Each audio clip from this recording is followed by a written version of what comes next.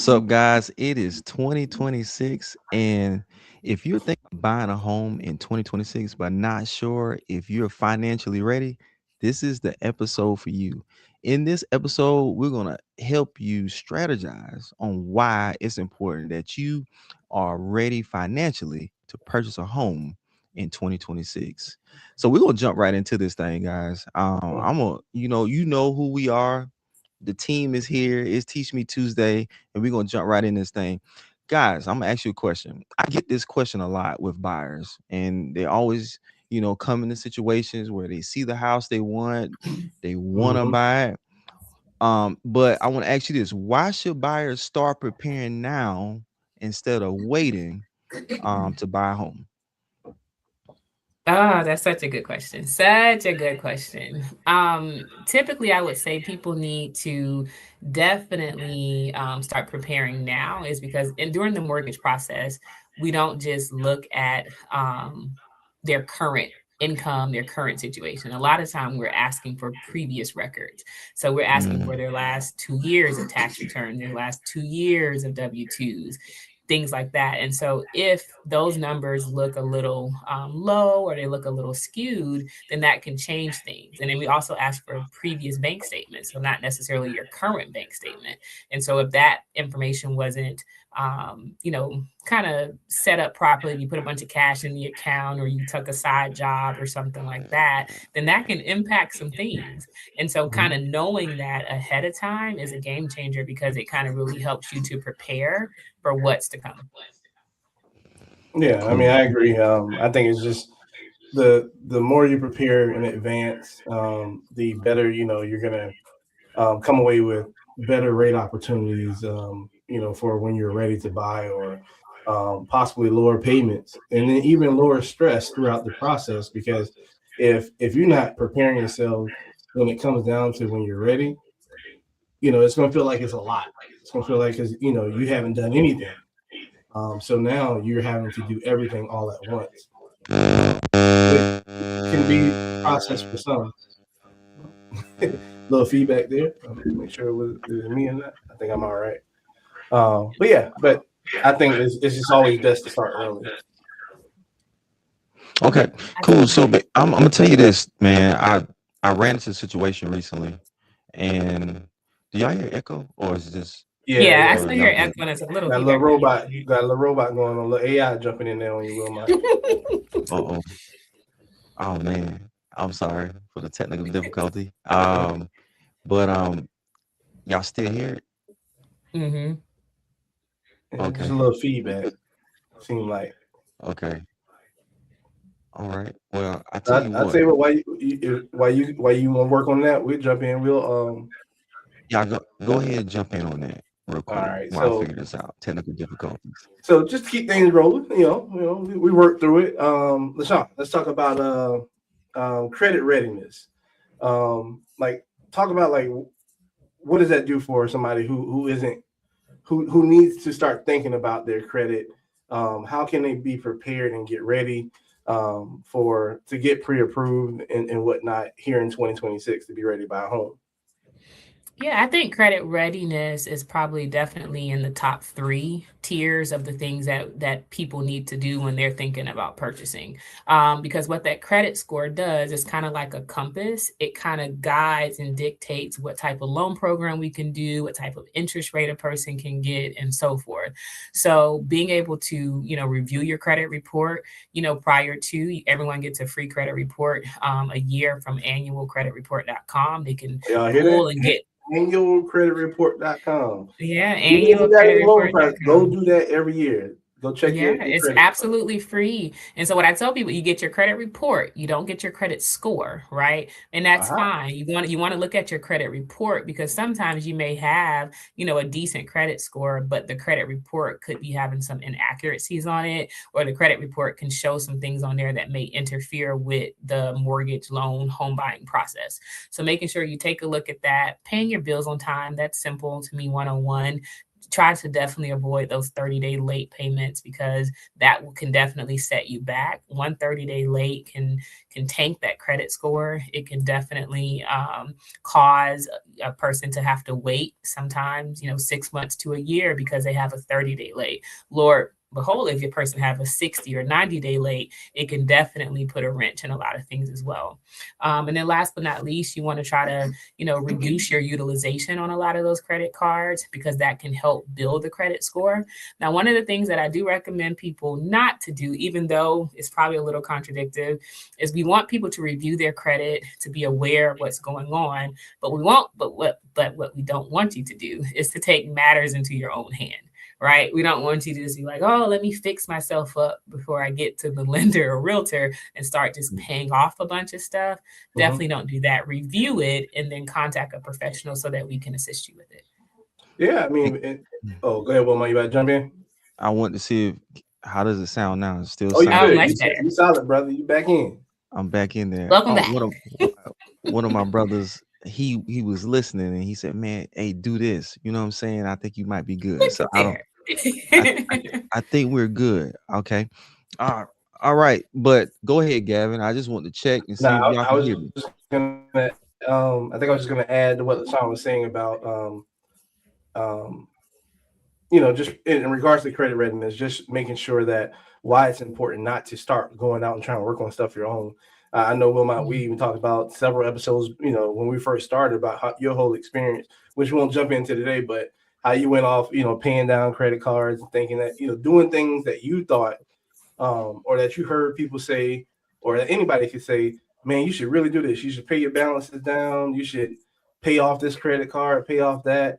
And those are things that may not even affect your scores, may not be a positive impact to you to prepare you for home readiness. So consult with a professional, consult with a loan officer, so that you can be guided in getting credit ready. Right. Mhm. I think we're in the age, man, where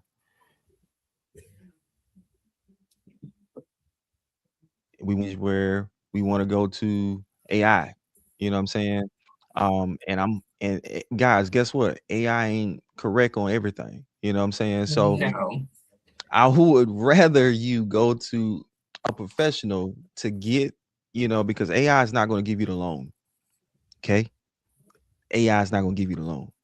Can I So tell you, I had an experience like that with someone gonna literally tell me, Chat GPT told me that this is how y'all going to approve me. And I said, I said, yeah, what? so we about to go a whole tangent on this I because know. because Chat GPT telling them how to make offers too. You know what I'm saying, on houses. So Oh, wow. I said, well, tell Chat to sell your house too. You know what I'm saying? So but I just think I think we have to really understand like how to utilize that tool because it's a Mhm. great tool. Don't get me wrong. It It is. is amazing. It is awesome, but it can't tell you everything. Okay. It's No. not it hasn't been in the trenches. You know what I'm saying? Like we we've been there. We've done some Right. things. Not trying to be cocky or anything like that, but I do feel like we can utilize that tool, and I think that it gives us some great bits of information, but we do have to take on the next steps ourselves and actually execute and talk with a professional and confirm those things that you're finding from AI. Okay. Yeah. Okay. All right. So I think I'm back. So I'm gonna try to carry this thing along. Um, we talked about credit readiness, right? We talked Mhm. about credit readiness. What about savings? Okay. More than just a down payment. Okay. What should buyers be saving for besides the down payment? Okay. Yeah, I mean, so as we know, there's more than just down payment when it comes to finances that you're going to need to start a home purchasing process. There are things on the front end that once you're pre-approved, you're ready, you found the house, you're ready to to move forward with the loan process. Well, you got to get some things done. You might want to get a home inspection. You want to figure out what's wrong with that home before you truly sign on the dotted line and say this is my house. So that's going to be an upfront cost that Wilmot will discuss with you, and and that can range anywhere $400 or $500, $600 sometimes. So you got to prepare for that. You got to also prepare for to bring earnest money to the table. That's a good faith to show that, hey, along with my pre-approval and the offer that I'm making on your home, bam, here's the earnest money that helps me secure your home. Say, hey, I want to buy it, take your house off the market because I'm going to be the one that's going to own this home next. Um, so you got to have that up front, and that can range, as low as a few $100s to, 1,000, depending on how serious of an offer, how serious you have to be to make that commitment to that home or to win that deal. Mhm. So that can range, and Wilmot can attest to that a little further. Then you also have closing costs. Closing costs are the cost to for your loan, like to close your loan. Um, and that can range from buying down interest rates or the cost of doing business um, to for your lender to process your loan. And there's a So, lot of Gavin, let me involved in ask that. you real quick before you, as you going off listing all these things, just in general, what would you say if a person wanted to get started, not Mhm. not considering down payment and things like that, just kind of money to get started? I'm pretty sure people ask you that, Wilmot, like how much money do I need just to get started? What's Mhm. a roundabout figure would you say on average a person needs just to get started? Mm. Uh, I tell let me people, do it. Mr. Abraham. No, no. I mean, in my mind, first number come to my mind, I would say, you just want GPT. It's Chat GPT, right? I would say $10,000. Like we can try and figure out how to work. If you got $10,000 to come to the table, we can work around different programs and whatnot to possibly, make you become a homeowner. It's very reasonable for someone who comes to the table with $10,000. If you have other things that we can go in alignment to help you, but 10,000, I do think 10,000 is a little high. Now it's definitely realistic. I'm not gonna it's lie. realistic. I think it's definitely realistic because sometimes you just don't know. I think if a person starts off with 10,000, they're definitely in a good position to buy. So I don't want people to get like too alarmed, like, oh my gosh, I'm at $10,000 Mhm. again. So I would say, especially depending on your credit, because credit plays a big piece in that. Um, and then also, I would say it also depends on the loan program if you're doing any type of first time home buyer or whatever. I think a good rule of thumb, a person can get away with 3 to 5 thousand. If a person had anywhere between $3 to 5 thousand, that's a great start, Yeah, especially if you're talking about covering earnest money, home inspections, appraisals, and so forth. The loan doesn't cover any of that stuff.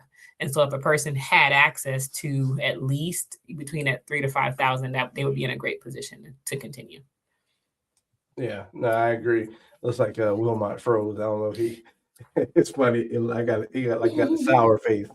I But know. he'll jump back in as soon as he gets his situation straight there. Um, Mhm. but yeah, EJ, I know Chat GPT told you 1,500, but maybe we can make that work. Not to say Yeah. that's a wrong It's figure. not impossible. It's not impossible because I mean we do have people who come to the table with just hundreds of dollars, They get and money they're back. still We have going to buy a situation home, people get money back too. get money back. So I it's told them. yeah, So it's definitely possible.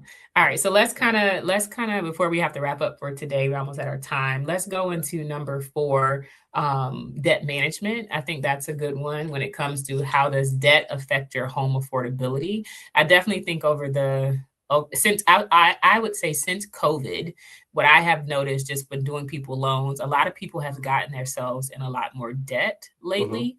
A lot of people are a lot more debt heavy than they used to be. They're spending a lot more on credit cards because the cost of things are so much higher. So one of the things that what is something, Gavin, that you would recommend when it comes to debt management? How would you say that impact this process? Yeah, I mean, I think you want to pay down high interest debt, Mhm. especially credit cards and personal loans. Mhm. Um, Now you did you know, say you, pay down, not pay off, yeah, because pay down, not pay off. But again, as always, consult with your loan professional consult with first. a professional. Yes. Absolutely, absolutely. Because when you pay those things down, it can significantly improve your debt to income ratio and increase your buying power. Your buying power is what you can afford, how much you get approved for. So doing those things to manage the debt that you currently have, because your goal is to free, if first of all, get an assessment of where you are, because some people are already in a good position. Even you may carry um, a lot of credit card debt, or you may carry some car, different car payments in your name. But if you make the income to offset that, then guess what? You don't need Chat GBT would have me jacked up. But if you are able to offset that with your income that you already make, and get the approved for the purchase price that you want to be at, then guess what? You don't have to do any of that additional debt management. But it's for those who are getting an initial assessment. They're not approved for where they want to be at, or what they can, or what homes are going for in the area that they want to live in, and they're trying to increase their buying power. Now we're in the process. Okay, well, this is what you need to do. You need to get this refinance out of your name, or you need um, to to pay this off, so that we can eliminate having to use that in your debt to income calculation, or you need to increase your income, and that you can do that, finding a new job, or adding a cosign or co-borrower, but not to go too far in the weeds there. But that's all the things that we can do to help manage the current debt that you have, to prepare you and increase your buying power in 2026. That's some really good stuff. Really, really good stuff. All right. So I know we try to keep these to 15 minutes or less. So Yeah. we are beyond our time, but we'll definitely tackle this topic again sometime throughout the year. But just as we kick off the year, we know that a lot of people have New Year's resolutions of being a homeowner in 2026. And so we figured that knowing what you need to do and how to prepare financially is such a huge component in that. So guys, like always, if you guys have any questions regarding how to buy a house, definitely send us a direct message. You can call or text, email, go to our website and apply. You can find us on all social media platforms. And we'll definitely be back next week with another topic for you guys. So have a great day. Bye. Yep.